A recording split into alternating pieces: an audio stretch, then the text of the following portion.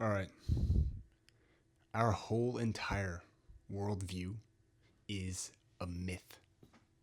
Everything, everything is myth in every point in time.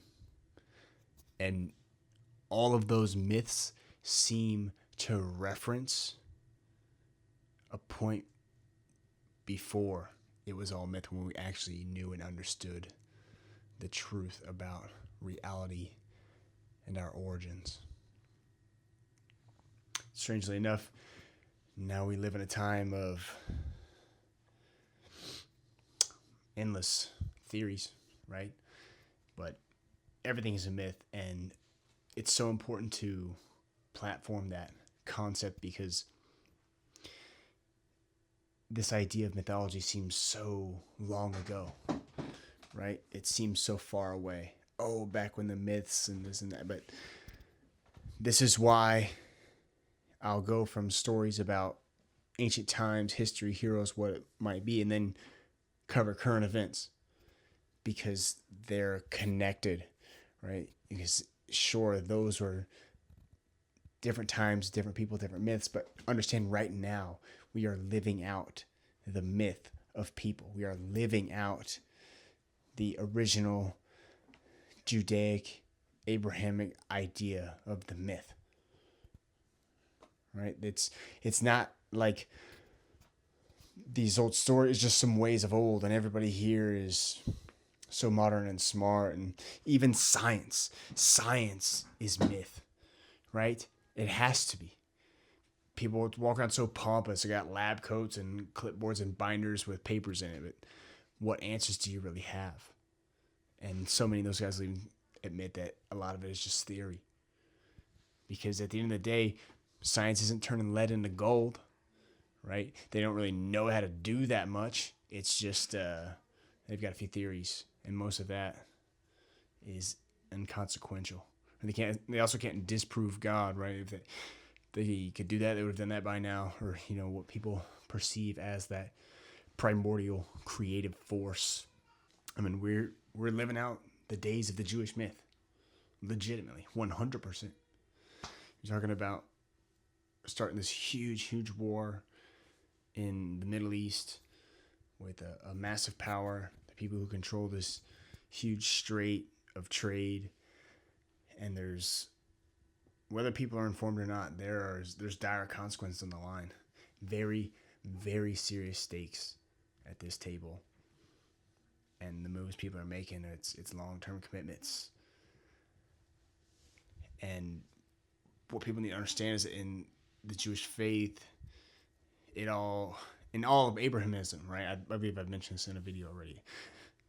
The Hebrews, the Christians, and the Arabs, the Muslims, they all have their own version of this end times, right? They have this eschatology about the religion, and this is the Jewish eschatology, right? That they're going to launch this massive war, and Persia and possibly the Russians as well is going to make war against them, and it's going to be Israel versus the whole world, and that's going to bring back their Messiah, and I suppose everybody who's not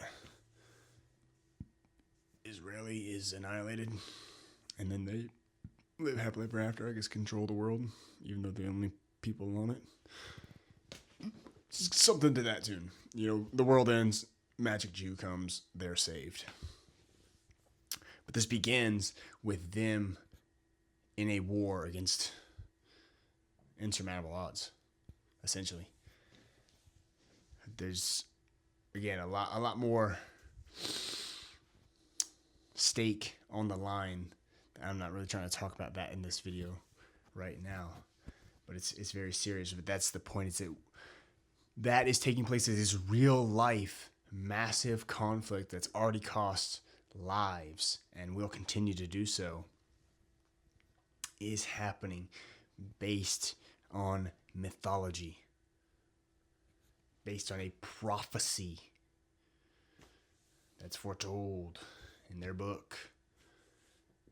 And we are now in their quest for the completion of this prophecy. So yeah, I mean, you're probably going to look for them to destroy that one super important mosque and then try to build a temple there. And I'm sure it's a whole laundry list of certain things they've got to get done. But again, the important thing here is that this is all happening because of their myth and their perception of the world their myth has created.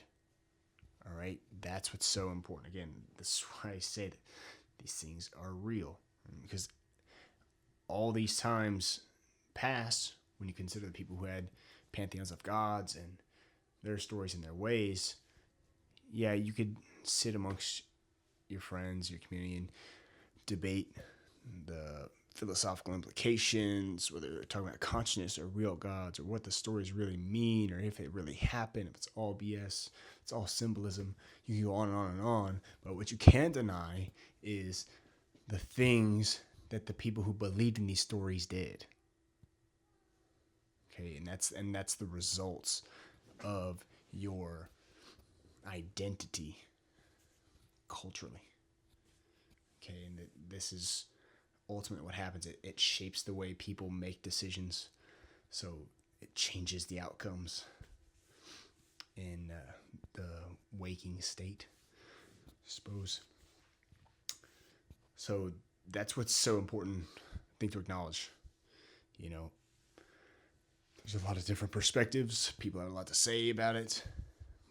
The point I'm making here about it is that it is happening because of an ancient myth that people believe in, right? That's the only difference between myth and real, is what people believe. And these people believe in this. They believe in the end of the world. They believe in the Messiah coming back.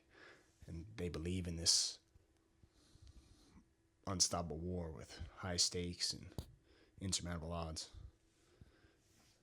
So these are the levels of consequences and results that people's belief, theologically, spiritually, however lens you want to look at it, yields. And that's why it's so paramount, you know. So we're headed for it. We're already in it, right? We're in their myth, and I believe the only way to take a different course is to embody your own myth, a new myth, connected to who you are, where your family comes from, and why you insist to continue.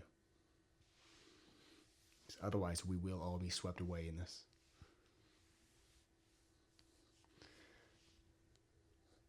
These people are all in, right? They believe in it. So, here we are in the world of myths. That's really what it comes down to. And the most interesting thing about it is, at any point, you can write a new one.